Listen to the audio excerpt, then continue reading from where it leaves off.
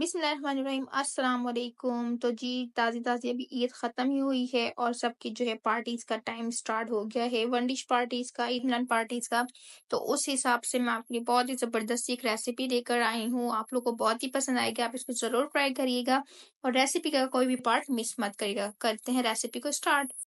तो हमें जिन मसालों की ज़रूरत पेश आने वाली है उसमें है पिसी हुई लाल मिर्च, हल्दी, कलौंजी, नमक, सौंफ, धनिया और कुटी हुई लाल मिर्च।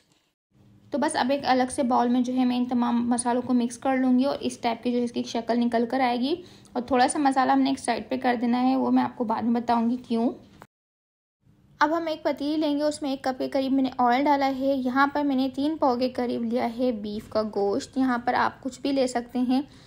अब इसके अंदर मैं डाल रही हूँ 1 चम्मच भरकर लहसुन का पेस्ट और 1 चम्मच भरकर अदरक का पेस्ट और अब हम इसको अच्छे से मिक्स करेंगे ताकि गोश्त का जो है कलर भी चेंज हो जाए और गोश्त की स्मेल भी ख़त्म हो जाए। तो बस इतनी देर तक हमने गोश्त को भूनना होगा। और यहाँ पे अच्छे से हमारा जो है गोश्त देखें फ्राई हो चुका है कि गोश्त ने कलर चेंज कर लिया। तो बस अब इसके अंदर जो है मैंने 1/2 कप के करीब दही ऐड करी है, अच्छे से फेंट के डाल दीजिएगा। और यहाँ पे मैंने मसाले जो मिक्स किए थे वो मैं यहाँ पर डाल रही हूँ। याद रहे कि मैंने थोड़ा सा मसाला जो है उठा के एक साइड पर रख लिया है, उसका मैं आगे बताती हूँ मैंने क्या करा था। अब इसको देखें, इसका पानी हमने इतना पकाना है कि दही का जो पानी अपना छोड़ता है वो पानी हमने इसमें ड्राई कर लेना होगा। और यहाँ पर हम इसको इतनी देर पकाएंगे कि इसका पानी अच्छे से ड्राई हो जाए। तो यहाँ पे देख लीजिए कितना ज़बरदस्त से इसका टेक्सचर निकल के आ रहा है। तो यहाँ मैंने 1/2 kg करीब ले लिए थे टमाटर और टमाटर को मैंने कर लिया था ब्लेंडर में ब्लेंड। और इसका जो है मैंने अच्छा सा पेस्ट बना लिया था, बिल्कुल थिन सा पतला सा जो है इसका हमने पेस्ट बनाना है, वो इसके अंदर ऐड कर दूँगी। याद रहे कि अचार गोश्त में जो है खटास जो आती है वो टमाटरों से आती है और दही हम इसलिए डालते हैं ताकि जो टमाटर की खटास होती है उसको बैलेंस कर ले।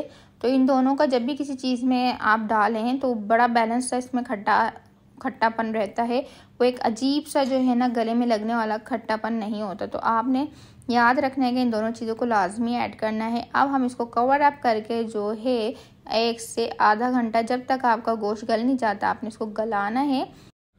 तो जी तकरीबन ½ आवर हो गया था, तो मैंने चेक किया है गोश्त तो तकरीबन ये जो है गल चुका है। अब हम इसको जो है थोड़ी देर और पकाएंगे ताकि जो है इसका पानी खुश्क हो जाए। जब इसका पानी अच्छे से खुश्क हो जाएगा तो हमने इसको भून लेना है ताकि किसी भी चीज़ की, किसी भी मसाले की जो है कच्चापन नहीं रहे और ये अच्छा सा जो है इसका टेस्ट निकल कर आ जाए।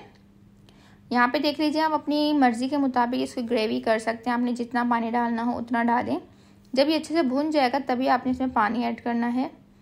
तो यहाँ पर मुझे जितना अच्छा लग रहा था मैंने कर लिया था। मैंने ले ली थी बड़ी वाली हरी मिर्च जो फीकी फीकी सी होती हैं, इनकी जो है बीज निकाल कर, जो मैंने बताया था स्टार्ट में कि थोड़ा मसाला मैंने निकाल के रख लिया था, वो मैंने इसको भर दिया था और दम पे लगा दिया था। तो जी बहुत ज़बरदस्त अचारी गोश्त जो है हमारा बन के रेडी हो गया है। अब सर्विंग का टाइम आता है, हम इसको सर्व करते हैं। यहाँ पे मज़ेदार सा जो है अचार गोश्त रेडी हो गया है। तो आप लोगों को मेरी रेसिपीज़ अगर पसंद आ रही हैं तो चैनल को सब्सक्राइब कर लीजिएगा, फैमिली एंड फ्रेंड्स में शेयर कर दीजिएगा और बेल नोटिफिकेशन भी प्रेस कर दीजिएगा, जिससे आपको हर आने वाली वीडियो सबसे पहले देखने को मिलेगी। चलते हैं, दुआओं में याद रखिएगा। अल्लाह हाफिज़।